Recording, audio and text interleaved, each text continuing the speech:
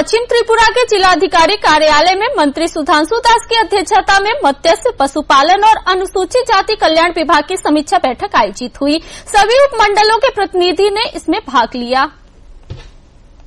राज्य के अन्य जिलों के बाद मंगलवार को पश्चिम त्रिपुरा में 3 विभागों की संयुक्त समीक्षा बैठक हुई। मंत्री सुधांशु दास ने बताया कि 2024-25 की योजनाओं की प्रगति और 2025-26 की बजट योजनाओं पर चर्चा हुई।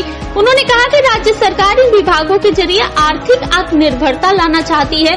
मत्स्य पालन को लेकर उन्होंने कहा कि राज्य को मछली उत्पादन में आत्मनिर्भर बनाने के लिए किसानों को प्रशिक्षण, चारा, जाल और मछली के बीज दिए जा रहे हैं। मछली, मांस और अंडे के उत्पादन में आत्मनिर्भरता लाने के लिए सरकार निरंतर प्रयास में है, लेकिन अब तक पूर्ण आत्मनिर्भरता नहीं आ पाई है। मंत्री ने राज्यवासियों से इन योजनाओं का लाभ उठाने का आह्वान किया। আজকে পশ্চিম ত্রিপুরা জেলার আমাদের জেলা শাসকের কার্যালয়ে ফিশারি, এআরডিডি এবং এসসিএফ এর ডিপার্টমেন্টের স্টেট লেভেল আমাদের এই জেলার ভিত্তিক রিভিউ মিটিং হচ্ছে। এটা আমাদের একটা কন্টিনিউয়াস প্রোগ্রাম। আমাদের 2025 এবং 26 অর্থ বছরে 8টি জেলার রিভিউ মিটিং আমরা কমপ্লিট করছি। আজকে নিয়ে আমাদের 8টা জেলাটি কমপ্লিট হচ্ছে।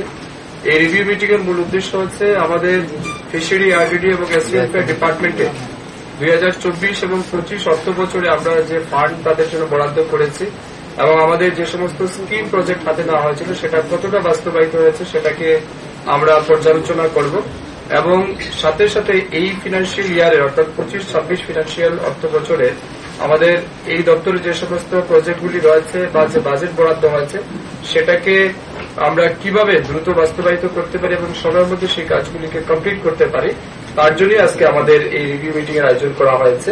আজকের এই রিভিউ মিটিং এ আমার সাথে উপস্থিত আছেন আমাদের এই জেলার যিনি মাননীয় সভাধিপতি রয়েছেন, আমাদের বিধায়িকারা রয়েছেন, আমাদের জেলা শাসক রয়েছেন, আমাদের দপ্তরের সচিব থেকে শুরু করে অধিকর্তা সবাই রয়েছেন এবং এই জেলার বিভিন্ন উচ্চপদস্থ আধিকারিক রয়েছেন। তাদের সবার কথা আমরা শুনব।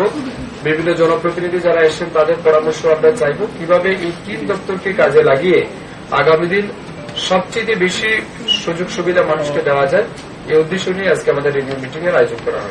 इस संयुक्त समीक्षा बैठक में कार्यकर्ताओं की उपस्थिति देखने लायक थी।